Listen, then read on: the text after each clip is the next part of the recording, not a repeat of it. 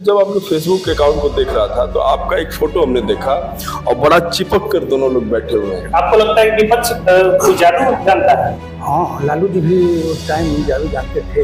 अच्छा, ठीक है। आपको क्या लगता है कि भारत जोड़ो यात्रा ने मरणासन कांग्रेस को थोड़ी सी सांस प्रदान की है? लेकिन हमने टिकट में उनका 100% सहयोग किया है।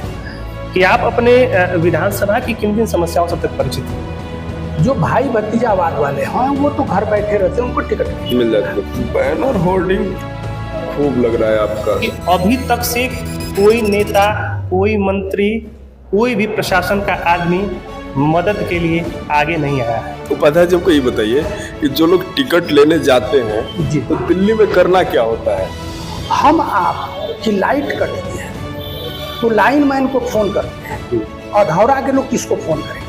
संयोग कहिए कि जो लोग विधायक हुए हैं चैनपुर से, वो लोग मंत्री भी हुए। आपके क्षेत्र में किसी एक क्षेत्र में भी किसान आंदोलन चल रहा है, आप उससे कितना अवगत? रह गया। मीरा कुमार के बारे में लोगों का ऐसा कहना है कि अपने रहते रहते कैमूर जिला में किसी भी ब्राह्मण को आगे नहीं जाने दे सकती, तो फिर आपको कैसे टिकट मिलेगा? वहाँ की जनजातियों को देखें, वहाँ कुछ नहीं, न पानी है न बिजली है।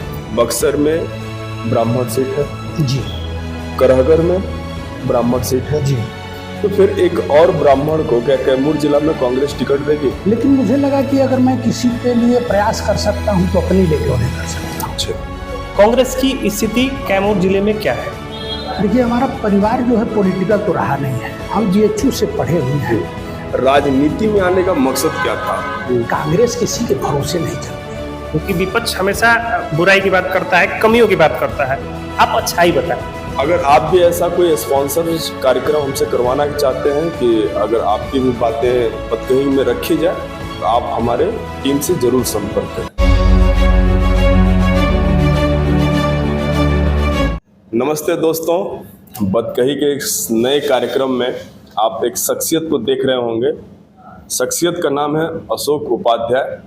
इनसे हम खूब बात करेंगे आज, और भनक ऐसी लग रही है कि सुगबुगाहट भी ऐसी है कि कांग्रेस से चुनाव लड़ने का मन बना रहे हैं। ये बातें मैं हवा में नहीं बोल रहा हूँ। फेसबुक पर सक्रियता देख लीजिए, समाज में सक्रियता देख लीजिए, या फिर बैनर होर्डिंग में आप सक्रियता देख लीजिए। इससे कयास लगाया जाता है कि कहीं ना कहीं हो सकता है कि चुनावी मैदान में आ जाए। लेकिन हम हैं एक जिम्मेदार पत्रकार, और हम लोग बात करते हैं तसल्ली से, इतनी तसल्ली से कि पेट में बैठकर और मन की बातों को निकलवाने की कोशिश करते हैं। बतकही के इस चमकीले एपिसोड में हमारे साथ उपस्थित हैं अशोक उपाध्याय जी, और इस बतकही के कार्यक्रम को स्पॉन्सर किया है गोल्डन वैली पब्लिक स्कूल ने, और इनके यहाँ डिजिटल क्लासेज, स्मार्ट क्लासेज उपलब्ध हैं। अनुभवी शिक्षकों के द्वारा पढ़ाई करवाई जाती है, और इनका जो पढ़ाने का दर्जा है वो पीजी से लेकर और 10th तक के बच्चों को पढ़ाते हैं। इनका पता है कैमूर जायका वाली गली में है।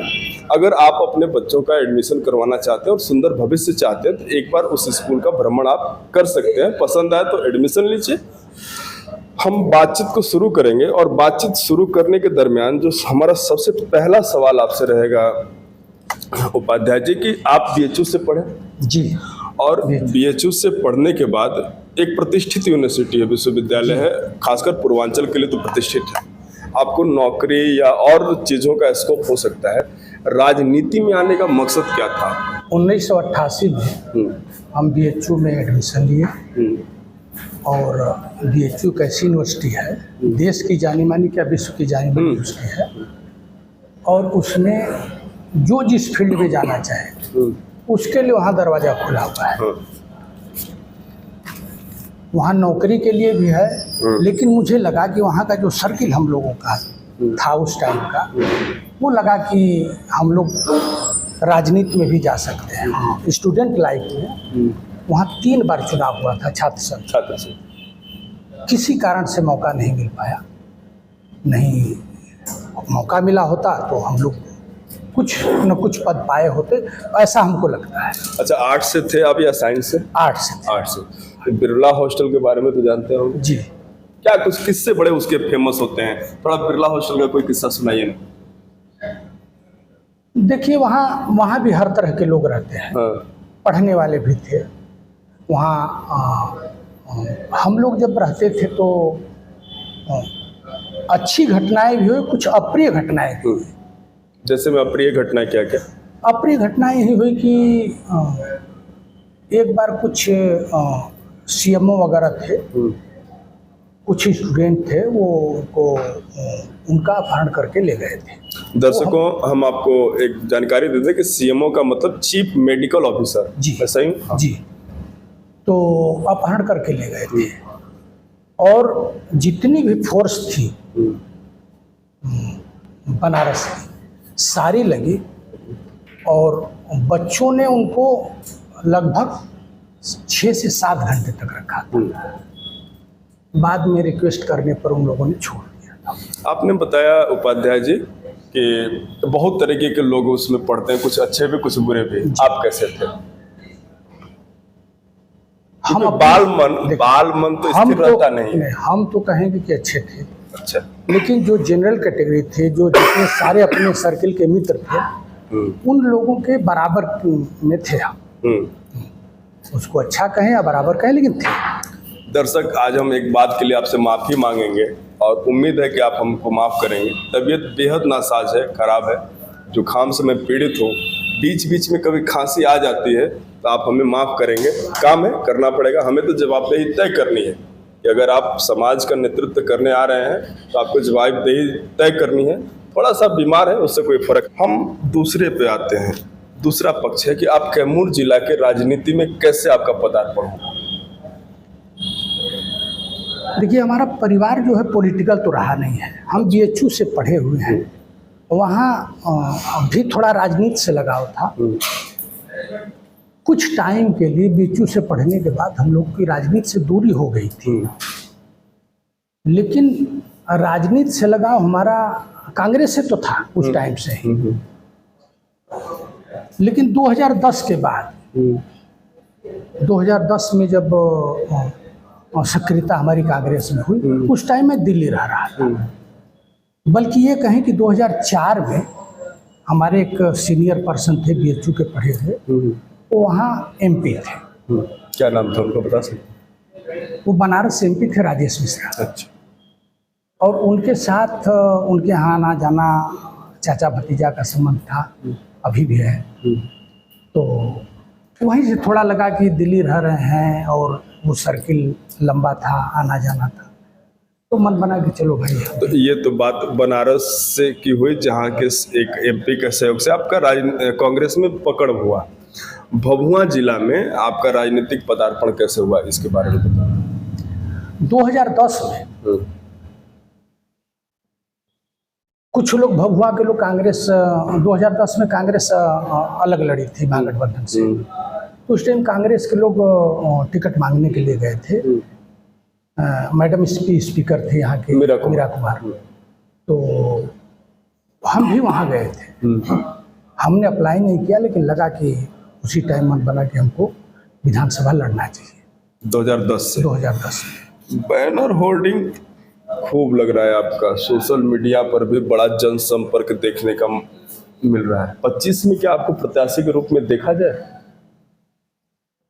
देखिए, बचपन से तो लगाव है किसी पार्टी से, या पढ़ाई के दौरान जब भी आए तो कुछ लोगों का शुरू में ही होता है कि चलो हम चुनाव लड़ लेते हैं। लेकिन मुझे लगा कि अगर मैं किसी के लिए प्रयास कर सकता हूं तो अपनी लिए क्यों नहीं कर सकता हूं। तो उस टाइम लगा कि अगला चुनाव जो है, मुझे लगा कि मैं पिछला ही चुनाव लड़ सकता था 2020 वाला, लेकिन उम्मीद है कि 2025 में चुनाव लड़ सकता। लेकिन यहाँ से एक सवाल है उपाध्याय जी हमारा आपसे। बक्सर में ब्राह्मण सीट है जी, करहगर में ब्राह्मण सीट है जी, तो फिर एक और ब्राह्मण को क्या कैमूर जिला में कांग्रेस टिकट देगी? देखिए, जनरल सीट पर तो कोई कहीं लड़ सकता है। कोई मायने नहीं रखता कि जी करहगर में ब्राह्मण है तो दूसरी जगह नहीं लड़ सकता है। नहीं, आप हमारी बात नहीं समझ पाए। मैं उस जातीय समीकरण की बात कर रहा हूँ कि आप बगल में ब्राह्मण को सीट दे रखा है कांग्रेस ने, जी। फिर बगल में ही करहगर है, वहां भी ब्राह्मण को सीट दे रखा है। तो क्या जातीय समीकरण नहीं गड़बड़ होगा कि एक चैनपुर में भी ब्राह्मण को टिकट देते? वो तो मान लीजिए पार्टी पे डिपेंड करता है, लेकिन हमारे यहाँ भी ब्राह्मण बाहुल्य ऐसा कोई वो नहीं है कि नहीं वहाँ ब्राह्मण कम है। और वहाँ लगातार भारतीय जनता पार्टी से लालमी चौबे 3 बार वहाँ से विधायक रहे हैं। तो बस अंतर यह है कि वो बीजेपी से तो मैं कांग्रेस से। मैं अगले प्रश्न के लिए दर्शक अपने सहयोगी को उत्तरदायित्व सौंपता हूँ। बातें तो बहुत ही अच्छी हो रही हैं और निश्चित रूप से राजनीतिक परिप्रेक्ष्य आप लोगों ने उपाध्याय जी का जाना, और हम भी कुछ सवाल करेंगे और कहीं ना कहीं चुनाव को ही लेकर आपसे सवाल किया जाएगा। और विशेष अगर चुनाव की बात की जाए तो आप जिस पार्टी से आते हैं उसको आप अपने जिले में उसकी स्थिति क्या देखते हैं? कांग्रेस की स्थिति कैमूर जिले में क्या है? देखिए, कांग्रेस तो है, कांग्रेस है और जागरूक अगर लोग करते हैं या जागरूक होती है तो कांग्रेस तो यहाँ जीती हुई है। यहाँ विजय शंकर पांडे जीते हैं, श्याम नारायण पांडे जीते हैं। मैं उस समय की बात नहीं कर रहा हूँ, मैं जब अगर 2014 की बात के कांग्रेस की राजनीति के इस क्षेत्र में बात कर रहा हूँ जी। तो क्या कुछ स्थिति अभी बरकरार मौजूदा माहौल में? 2014 में तो एक लहर थी जी। उसमें कांग्रेस को नुकसान हुआ या नहीं हुआ अलग बात है। वोट परसेंटेज देखेंगे तो बहुत नहीं गिरा था, कांग्रेस वहाँ रही है। और उसका जीता जागता उदाहरण है कि अभी 2024 में अच्छा खासा मार्जिन उसको कहिएगा, पिछले डैमेज कंट्रोल को कंट्रोल करते हुए अच्छे खासे मार्जिन से यहाँ कांग्रेस चुनाव जीती है। अच्छा, क्या आपको ऐसा नहीं लगता है कि जो कांग्रेस का भी जो नेतृत्व जिसके हाथों में है कहीं ना कहीं एक ही पार्टी के विचारों से प्रेरित है, एक ही परिवार के विचारों से प्रेरित है? देखिए, परिवारवाद का इल्जाम लगाना तो गलत है, आदमी की क्षमता पर डिपेंड करता है। इससे पहले लोग कई तरह की भावनाएं रखते थे, आज सारे लोग प्रशंसा करते हैं। और कांग्रेस कौन? मोदी जी प्रशंसा करते हैं? मोदी जी अगर तारीफ न करे तो मोदी जी आगे बढ़ ही नहीं पाएंगे। मोदी जी की मजबूरी है कांग्रेस की तारीफ करना, राहुल गांधी का विरोध करना। वो तो उनके न करे तो उतनी भी सीट नहीं पाएंगे। और आप देख लीजिए 2014 से लेकर आज तक मोदी जी परमानेंट विरोध करते रहते हैं और कांग्रेस तब से लेकर के अब काफी भी ग्रोथ पर है। अभी विगत कुछ दिनों पहले अगर अक्टूबर की बात की जाए तो 2 अक्टूबर गांधी जयंती के दिन एक पार्टी की स्थापना हुई जी, जन स्वराज जी, नाम तो सुने होंगे? जी जी जी सुनिए। उनके जो एक सफल रणनीतिकार कहे जाने वाले, और ऐसा कहा जाता है उनके बारे में कि उन्होंने कई विधानसभा और लोकसभा चुनाव भी जिताए हैं जी। तो क्या लगता है कि अगर वो इस क्षेत्र में आ रहे हैं, क्या कुछ उनकी रणनीति रहेगी और उनको लेकर आप क्या सोचते हैं? देखिए, राजनीति में सबका अपना अपना मत होता है। हम भी सुने हैं कि मेहनत करते हैं, अभी सुने भी हैं कि 4 सीटों पर लड़ा भी रहे हैं। और कोई भी पार्टी नहीं आती है तो मेहनत तो करती है, लेकिन आप कहें कि कांग्रेस के बराबर हो जाए, चाहे कांग्रेस को नुकसान पाए, ऐसी कोई बात नहीं है। ठीक ठाक है अपनी जगह पर जो है। मेरा अगला प्रश्न ये रहेगा आपसे कि इस समय कुछ दिन पहले यहाँ पर स्मार्ट मीटर को लेकर आंदोलन हुआ था जी। आपके बिहार कांग्रेस प्रदेश अध्यक्ष जी यहाँ पर आए हुए थे जी। और उन्होंने ऐसा कहा कि जनता को लूटने के लिए लाया गया है स्मार्ट मीटर जी। और ऐसे में मोदी जी स्मार्ट गांव और स्मार्ट सिटी बना रहे हैं और आप लोग स्मार्ट मीटर का विरोध कर रहे हैं। ऐसा मेरा कहना नहीं है, ऐसा आपके विपक्षी दलों का कहना है। क्या कहना चाहिए? देखिए, मोदी जी केवल स्मार्ट का नाम लेते हैं, पब्लिक प्लेस पर देखेंगे तो कोई विकास नहीं हुआ है। और जो मीटर पहले था वो अभी भी बेटर है। आप नाम बदल दें, आप उससे कोई विकास नहीं हो सकता है। और स्मार्ट मीटर का अभी भी विरोध हो रहा है। हम लोग गांव-गांव जाकर के विरोध करते हैं और लोग खुश हैं उससे। खुश है उससे? उससे खुश हैं। अगर मोदी जी को या भारतीय जनता पार्टी को या वर्तमान सरकार को बिहार में अगर विकास करना है तो चैनपुर विधानसभा में एक ब्लॉक पड़ता है अधौरा, वो लोग एक बार अधौरा घूम ले। आते हैं लोग पर्यटक करके चाहे घूम करके चले जाते हैं। वहाँ की जनजातियों को देखें, वहाँ कुछ नहीं, न पानी है न बिजली है जी, कोई सुविधा नहीं है।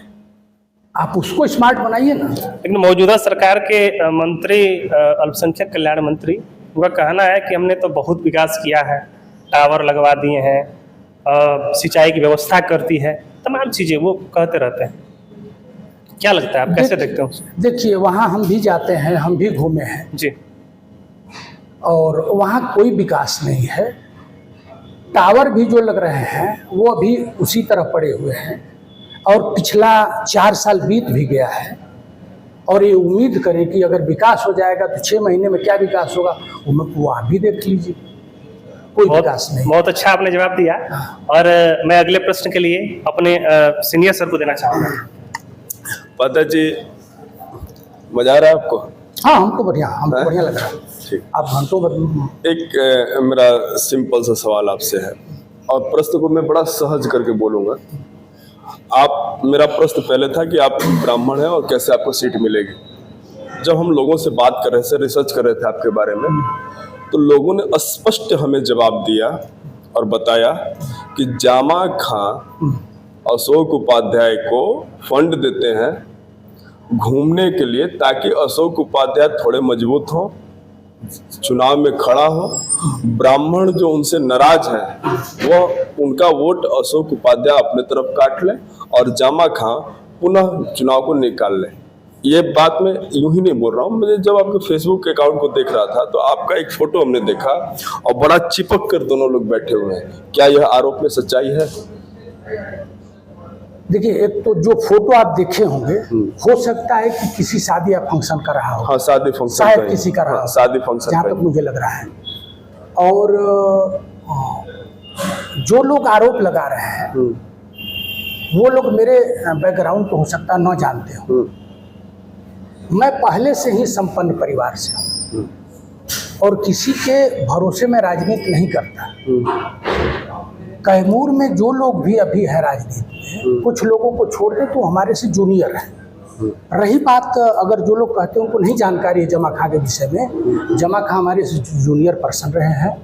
और 2010 में मैं अकेले शख्स था, जब कांग्रेस में चुनाव लड़े थे तो हमने उनका मदद किया था और टिकट दिलवा करके मैं दिल्ली से क्षेत्र में भेजने वाला पहला व्यक्ति था। यहाँ आकर के कोई भी रहा हो, लेकिन हमने टिकट में उनका 100% सहयोग किया है। वो लोगों से पूछ लीजिएगा। फिर टिकट की बात और दूसरी चीज आपने बोला कि फंडिंग करते हैं और किसी के भरोसे की बात करते हैं। कांग्रेस किसी के भरोसे नहीं चलती। कांग्रेस सबसे पुरानी पार्टी है और कांग्रेस के भरोसे लोग चलते हैं। ठीक है, एक सवाल और है फिर। मेरा पत्रकार मन हमेशा संशय में रहता है और हम लोग चाहते हैं कि पूरा बातों को क्लियर कट करके जनता के सामने रख दिया जाए। मीरा कुमार के बारे में लोगों का ऐसा कहना है कि अपने रहते रहते कैमूर जिला में किसी भी ब्राह्मण को आगे नहीं जाने दे सकती, तो फिर आपको कैसे टिकट मिलेगा? देखिए, हमें उम्मीद है, हमें जानकारी जहाँ तक कि मीरा जी के रहने में श्याम नारायण पांडे जी यहाँ विधायक हुए थे, मुझे उम्मीद है। दूसरी चीज, गठबंधन में सीट शेयरिंग में थोड़ी दिक्कत होती है और जब सीट शेयरिंग होती है तो उसमें भाई वोट परसेंटेज देखा जाता है किसका कहाँ है। हमें लगता है कि कांग्रेस से यहाँ से चुनाव शायद लड़ी है भभुआ से। आप सुरक्षित सीट देखें तो मोहनिया भी लड़ी है। पिछली बार जो है वो एक सीट कांग्रेस को मिली थी, वो भी लास्ट टाइम में। मैं भी दावेदार था, मैं भी ट्राई किया था, मैं भी दिल्ली में था। अब किसके कहने पर कैसे मिला ये तो नहीं जानकारी, लेकिन बाहरी कैंडिडेट को चैनपुर से टिकट मिला था। थोड़ी सी कहीं न कहीं डिसबैलेंस हुआ। अच्छा, उपाध्याय जी हमको ये बताइए कि जो लोग टिकट लेने जाते हैं जी। तो दिल्ली में करना क्या होता है? मतलब नेता को आवेदन देना या उनसे मिलना या गुलदस्ता देना, करना क्या होता है? थोड़ा सा समझाइए हमारे दर्शकों को। देखिए, एक चीज तो है, सभी पार्टियों में भाई भतीजावाद है। जो भाई भतीजावाद वाले हैं वो तो घर बैठे रहते हैं, उनको टिकट मिल जाती है। और जिनका कहीं संपर्क नहीं रहता है उनको जमीनी स्तर पर मेहनत तो करना पड़ता है। अब उसमें अगर कोई कहे कि जी हम गए दिल्ली और टिकट लेके चले आए तो वो भ्रम है। उसके लिए जमीनी स्तर पर मेहनत करना पड़ता है जिसका कोई संबंध न हो। और वहां तो नेता बैठे हुए हैं आपको टिकट देने के लिए, लेकिन आप पब्लिक प्लेस पर मेहनत करिए, कुछ काम करिए तो टिकट मिल जाएगा, जैसा हमको लगता है। लगभग जो जरूरी सवाल टिकट को लेकर थे हम लोगों ने पूछ लिया है, ऐसा हमको लग रहा है। अब हम आगे प्रश्न पर चलते हैं। फेसबुक पर मैं आपका एक फोटो देखा, आप सुधाकर सिंह जो बक्सर के सांसद है, उनको आप एक आवेदन दे रहे थे। क्या आप बताना चाहेंगे कि वो क्या आवेदन था और किस काम के लिए था? मित्र, हमारे विधानसभा में, चैनपुर विधानसभा में 4 ब्लॉक पड़ता है। 4 चैनपुर और भगवानपुर में परमानेंट लाइन बिजली की जो सुविधा हर जगह है वो वहाँ पर है। रही बात अधौरा की, अधौरा में अधौरा के लोगों के लिए कोई सुविधा नहीं है।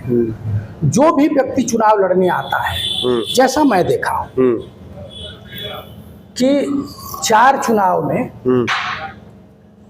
4 या 5 चुनाव हुआ है चैनपुर में आने के बाद, सारे लोग कहते हैं कि अधौरा के विकास के लिए काफ़ी मेहनत करेंगे और ये करेंगे। और संयोग कहिए कि जो लोग विधायक हुए हैं चैनपुर से वो लोग मंत्री भी हुए हैं और उन लोगों ने कोई काम नहीं किया है। लोग कहते हैं, लेकिन मैं मान रहा हूं कि उन लोगों ने कोई काम नहीं किया। अगर काम किया होता तो आप भी अधौरा गए होंगे। वहां सिर्फ 2 रोड है, एक भगवानपुर से अधौरा जाता है और एक सिकरी सिकरवार जो लास्ट पड़ता है। उसके बाद गांव में प्रधान है, थोड़ी बहुत जो लोग रहते हैं वहाँ थोड़ा बहुत रास्ता बना हो, नहीं तो गांव में जाने का कोई रास्ता नहीं। हम आप की लाइट कटती है तो लाइनमैन को फोन करते हैं, अधौरा के लोग किसको फोन करेंगे? नहीं, उनके तो कोई सुविधा उनको नहीं। अधौरा में हमारी मुलाकात हो गई सुधाकर जी से, उस टाइम वो विधायक थे।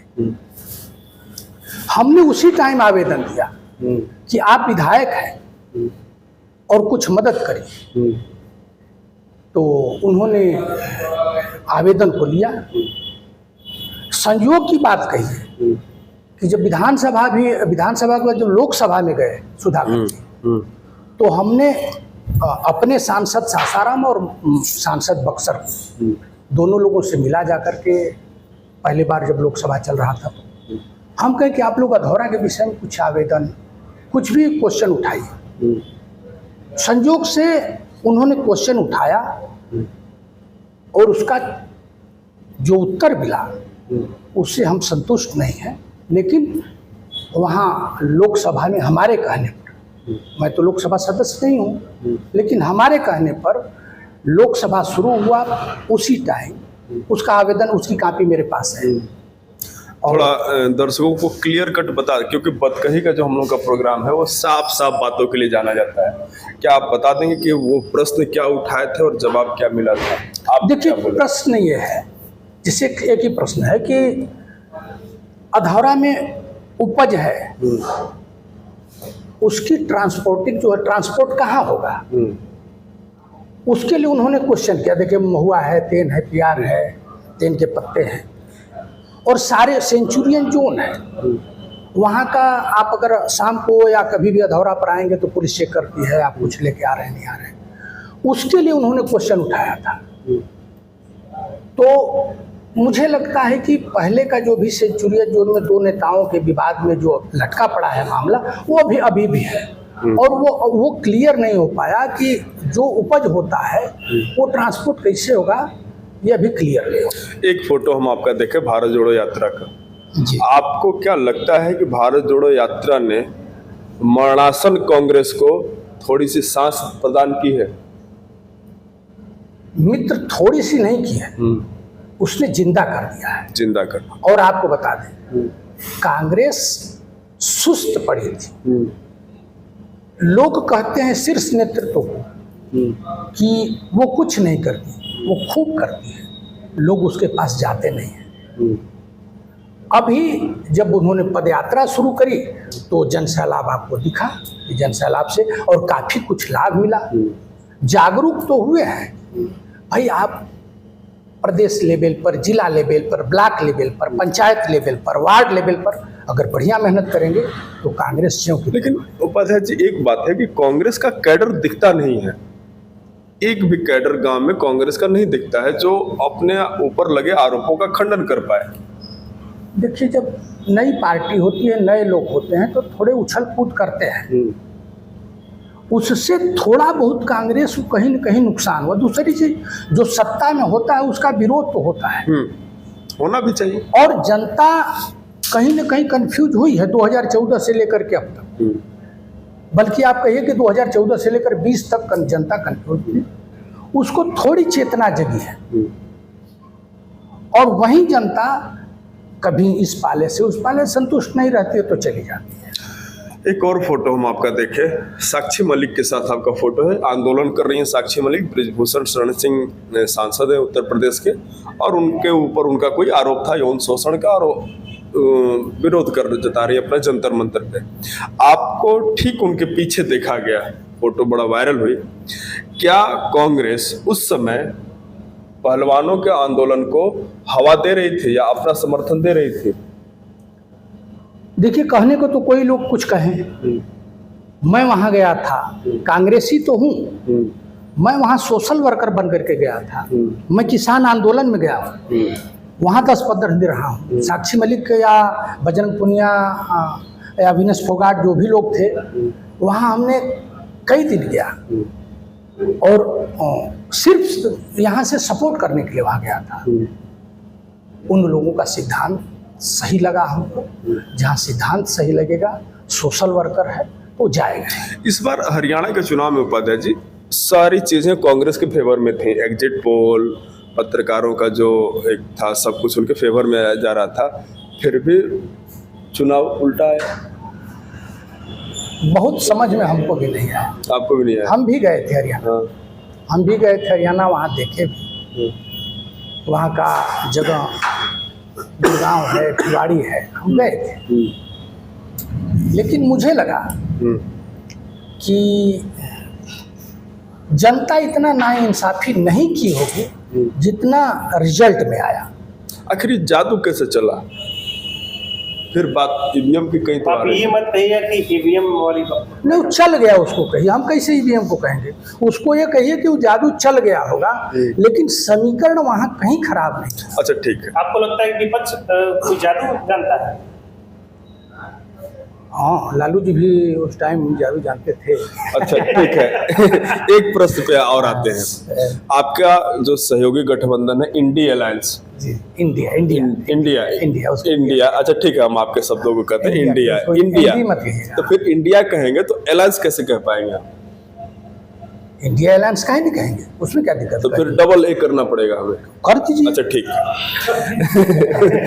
इंडिया अलायंस के दो सहयोगी आपके थे, भरत बिंद थे आपके सहयोगी जी, और संगीता कुमार जी सहयोगी थी आपकी। हाँ यहाँ चारों सीट आपका अलायंस जीता जी। आप नहीं रख पाए इन लोगों को, कहाँ कमी रह गई आपके सिद्धांतों में? मित्र, बड़ा परिवार होता है तो दिक्कतें आती हैं। वो लोग संतुष्ट नहीं हो पाए, उन लोगों पर बहुत ज्यादा टीका टिप्पणी करना भी उचित नहीं होगा। आने वाला फ्यूचर बताएगा कि उन लोगों को लाभ है या नुकसान है। लाभ है या नुकसान है। एक सवाल और है, इस बार जब लोकसभा का चुनाव हो रहा था तो सबसे ज्यादा जो जद्दोजहद हुई वो कांग्रेस के सीट को लेकर। जी, आज घोषणा होगा, कल घोषणा होगा, आज घोषणा होगा, कल घोषणा होगा। लोग ये बोलने लगे कि मनोज राम की सीट इसलिए फंस रही है कि मीरा कुमार अपने लड़के को लड़ाना चाहती है। लास्ट में मनोज कुमार आते हैं, नामांकन किए और शिवेश राम को हराकर यहाँ कांग्रेस को जिताए। जो चीज़ें थी वो यथास्थिति ये है। आपको क्या लग रहा है कि मीरा कुमार भभुआ क्षेत्र से ज़्यादा दखल देती हैं कांग्रेस में? देखिए, ऐसी कोई बात नहीं है। मीरा कुमार एक सुलझी हुई और राजनीतिक परिवार से हैं। वो किसी भी मामले में बहुत दखल नहीं देती हैं। रही बात उनके बेटे के लड़ाने की, तो ऐसी कोई बात नहीं है। सुरक्षित सीट है, वो यहाँ से लड़ भी नहीं सकते। और राजनीति में कभी कभी उतावलापन हो जाता है। हम रहे हैं, मैडम इतनी कूल है कि किसी चीज़ को इतना जल्दी नहीं बोलती और गंभीरता से लेती है। जब हमारे मित्र जो है चिनारी से जीते हुए, तो वो उन्होंने मंत्री बनाया था। उनको इतनी जल्दीबाजी हो गई कि वो खुद मैडम के खिलाफ लड़ने के लिए तैयार हो गए। उसका नुकसान ये हुआ कि उस टाइम मेरे पास कोई वैसा कैंडिडेट कांग्रेस का नहीं था, इसलिए थोड़ा सा टाइम लगा। और आपको बता दें, वर्तमान सांसद बहुत ही पाई नेचर अच्छे हैं, बहुत ही सुलझे हुए हैं और कुल मिलाकर के बढ़िया। पता है जी, एक सवाल और है मेरा। सवाल मेरा ये है कि कांग्रेस अभी भी बीजेपी का मुकाबला नहीं करती दिख रही। 99 सीट तो आया, लेकिन अभी भी बीजेपी से बहुत दूर है। कब तक रिवाइवल हो पाएगा? आपको क्या लगता है कि बनारस में मुकाबला नहीं हुआ था? नहीं, बनारस में मुकाबला। आपको क्या लगता है? आपको बता दें, यहाँ लोग कहते हैं, मेरा अपना मानना है कि 2.25 लाख से चुनाव जीती है कांग्रेस यहाँ पर। इस चीज को गंभीरता से लीजिए। यहाँ की सीट की जो बात होती है, यहाँ की जो सीट की बात होती है, लोग ये बोलते हैं कि पवन सिंह काराकाट लड़के सारा गणित बिगाड़ दिए, इसी में कांग्रेस को फायदा हो गया। नहीं, ऐसी कोई बात नहीं, ऐसी कोई बात नहीं। वैसे लोग आते जाते रहते हैं। मैं अगले प्रश्न के लिए अपने सहयोगी को देता हूँ। अभी चर्चा आप साक्षी मलिक की कर रहे थे, तो अभी उपाध्याय जी ने एक बात बोला कि मैं किसान आंदोलन में भी गया था जी। तो मैं आपसे एक प्रश्न पूछना चाहूँगा कि आप अपने विधानसभा की किन किन समस्याओं से अब तक परिचित हैं? देखिए, पहले से विकास तो हुआ है जी। बिहार का विकास हुआ है तो क्षेत्र का विकास हुआ है जी। लेकिन विधानसभा में अगर कोई विकास नहीं हुआ है तो मेरा मुख्य मुद्दा अधौरा है। अधौरा में कोई विकास नहीं हुआ है। और मैं राजनीति, तो एक चीज़ बता दें, राजनीति करने के लिए आया तो हूँ, राजनीति करूँगा, लेकिन सबसे बड़ी प्राथमिकता हमारी अधौरा है कि वहाँ कुछ नहीं है। वहाँ इतने अच्छे अच्छे पर्यटक स्थल हैं कि उस पर सरकार विचार नहीं करती है। लोग आते हैं, यहाँ के नेता, यहाँ के कई मंत्री बने हैं, मंत्री लोग नेताओं को ले जाते हैं और उनको तेल्हाड़ कुंड जैसी जगहों को घुमा करके फिर भेज देते हैं। मां मुंडेश्वरी इको पार्क तो बना हुआ है? अभी बना है कई सालों के। मां मुंडेश्वरी कॉरिडोर बनाने की भी बात की जा रही है। जी, वो तो चलता रहेगा। लेकिन मैंने वो तो ठीक रहा, वो तो कहीं ना कहीं बिहार सरकार के राजस्व का सवाल है और बिहार सरकार के अंतर्गत वो चीज़ें आती हैं। लेकिन मैं आपसे बात किया किसान आंदोलन की। आपके क्षेत्र में, किसी एक क्षेत्र में भी किसान आंदोलन चल रहा है, आप उससे कितना अवगत?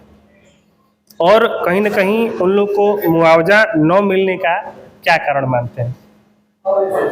देखिए, थोड़ी बहुत कमी तो उत्तर प्रदेश और बिहार में है कि जो यहाँ का रजिस्ट्री चार्ज है उसकी वजह से थोड़ा सा पेच हमें लगता है फंसा हुआ है, जो हमको जानकारी है। और किसान आंदोलन तो कुछ दिन से चल रहा है, सरकार को उस पर विचार करना चाहिए। वो किसान आंदोलन बड़ा रूप इसलिए नहीं ले रहा है कि कुछ किसानों का जमीन जा रहा है, वो किसान तो परेशान है। सारे किसान अगर लग जाते तो किसान तो दिल्ली की तरह आंदोलन हो जाता। जी। लेकिन किसानों के समर्थन में हम पूरी तरह से हैं और उनकी मदद के लिए भरपूर प्रयास करें। निश्चित रूप से अभी बहुत सारी इतनी सीरियस बातें हुई, अब कुछ आनंददायक बातें भी करते हैं। कुछ बचपन की ऐसी रोचक घटनाएं बताएं जिन्हें आज भी आपको याद है ये होनी चाहिए थी कि ये नहीं होनी चाहिए थी? देखिए, हम लोग जब बचपन में पढ़ते थे, जी। वो मित्रता, वो मित्र अभी भी मिलते हैं। जमा खां नहीं, वो हमारे जूनियर थे। जूनियर थे। वो हमारे जूनियर थे, वो भी बीएचयू से न पढ़ करके आपको क्लियर कर दें तो डीएवी में पढ़ते थे। वो बीएचयू के पढ़े हुए नहीं है। अच्छा, लोगों को जानकारी, वो तो डंका की चोट पर इस बात को कहते हैं। मैं जानता हूँ, मैं सीनियर पर्सन हूँ, ठीक है। हाँ, एक चीज़ है कि बीएचयू का शाखा है डीएवी। अच्छा का, हाँ, वो जी, ठीक। मेरा अगला प्रश्न आपसे ये रहेगा कि 2025 आने वाला है, विधानसभा चुनाव होने वाले हैं, और ऐसे में जिला स्तर पर और राज्य स्तर पर कांग्रेस की क्या तैयारियां हैं? आपका सांसद कांग्रेस का है यहाँ से? लोकसभा बीत गया। नहीं, देखिए, जो भी लड़ा जाता है सीनियर पर्सन के नेतृत्व में लड़ा जाता है जी। ऐसा नहीं कि विधानसभा की बहुत लोग तैयारी करते हैं। जो सीनियर पर्सन होता है, जो कमेटी होती है, डिसाइड तो उनको करना होता है कि कौन सा व्यक्ति कितना मेहनत कर रहा है, तो उस पर डिपेंड करता है। और हम लोग उसके लिए योग्य हैं, वो मैं अपने को मानता हूँ। आप ही के विधानसभा में एक घटना हुई थी जिसमें पुलिस के द्वारा 700 रुपया लेकर एक लेने के चक्कर में एक सांप काटे हुए युवक की जान चली गई थी। क्या आप इस घटना से अवगत हैं? आप ही के विधानसभा क्षेत्र? नहीं, वो तो घटना से अवगत तो हैं, लेकिन दुर्भाग्य से उस टाइम मैं क्षेत्र में नहीं था। लेकिन जब वंदे भारत समाचार उसकी रिपोर्ट लेने गया, जी जी जी, तो पीड़ित पक्ष का कहना ये था, ठीक है, काट दिया, सारी घटनाएं हो गई और पुलिस वालों की सजा भी मिल गई, आगे की कार्रवाई क्या होनी चाहिए? और उन्होंने यह साफ तौर पे कहा कि अभी तक से कोई नेता, कोई मंत्री, कोई भी प्रशासन का आदमी मदद के लिए आगे नहीं आया है। मित्र, जब पुलिस का मामला होता है ना, तो कुछ ऐसी घटनाएं होती हैं जो ऑलरेडी दब जाती हैं, जाना भी उन्हीं के पास पड़ता है। वो अगर उसको सीरियस लेते हैं। बच गए आप इस सवाल से। गलती मारी। ठीक है, मेरा लास्ट प्रश्न रहेगा आपसे ये, मौजूदा नीतीश जो सरकार है उसमें आप अच्छाई क्या क्या देखते हैं? अच्छाई बताइएगा, क्योंकि विपक्ष हमेशा बुराई की बात करता है, कमियों की बात करता है, आप अच्छाई बताएं। अच्छाई तो गुरु ये है कि पूरे बिहार को परमानेंट कंफ्यूज रखते हैं। अच्छाई ये है, पूरी जनता को कंफ्यूज रखते हैं, वो क्लियर नहीं करते हैं चुनाव के टाइम तक कि मैं किधर जाने वाला हूँ। ठीक है, मैं अगले प्रश्न के लिए मैं अपने सहयोगी सर को देना चाहूंगा। अच्छा, शराबबंदी को आप किस नजरिए से देखते हैं? शराबबंदी, देखिए, शराबबंदी अगर बंद होनी चाहिए। मैं बॉर्डर का हूँ, मेरे से सटा हुआ क्षेत्र यूपी पड़ता है, मैं बहुत अच्छी तरह जानता हूँ। सरकार ने कमेटी बना रखी है और कितना पब्लिक प्लेस पर कितना वो कारगर है ये तो लोग जानते हैं, मैं देखता हूँ आँख से। और आपको बता दें, सरकार को शराबबंदी, उसको राजस्व जब दूसरे राज्य में जा रहा है तो उसको तो लागू कर देना चाहिए। मजा आया आपको? हमको तो बहुत बढ़िया लगा। कैमरे पर बोल दीजिए कि वंदे भारत समाचार को, वंदे भारत समाचार को बहुत धन्यवाद, लाइक और लाइक कमेंट दोनों और शेयर कर दीजिए, दोनों शेयर। दोस्तों, इस इंटरव्यू से उम्मीद है आप बहुत कुछ सीखने को आपको मिलेगा और कांग्रेस की राजनीति को भी, जो स्थानीय राजनीति है उसको भी आप समझ पाएंगे। हम लोग जहां ये शो को रिकॉर्ड कर रहे हैं उस जगह का नाम है A1 रेस्टोरेंट और यह सामने है कलेक्ट्रेट के सामने। अगर आपको कुछ चटपटा, तीखा, नमकीन, मीठा, मसालेदार खाने का मन करता है तो आप परिवार के साथ यहाँ आकर और लजीज व्यंजनों का लुत्फ उठाइए। इस बतकही के चमकीले शो के स्पॉन्सर थे Golden Valley Public School, director Chandan Dubey. School Kaimur जायका वाली गली में है। यहाँ पर पीजी से लेकर 10th के बच्चों को स्मार्ट क्लास और डिजिटल क्लास के माध्यम से पढ़ाया और सिखाया जाता है। आप अपने बच्चों के सुनहरे भविष्य के लिए इस स्कूल में जरूर जाएं। अगर आप भी ऐसा कोई स्पॉन्सर कार्यक्रम हमसे करवाना चाहते हैं कि अगर आपकी भी बातें बतकही में रखी जाए तो आप हमारे टीम से जरूर संपर्क करें। हमारा नंबर है 8271 18 17 66। दूसरा नंबर है 62 042 45 501। और एक और कार्यक्रम हम लोग का है जनता रिपोर्टर। अगर आपके गांव की कोई समस्या है, गली नाली बिजली पानी सड़क किसान से संबंधित, तो आप हमें वीडियो बनाकर भेजिए। हम उस वीडियो को अपने चैनल पर जगह देंगे और आपकी खबर को चलाएंगे।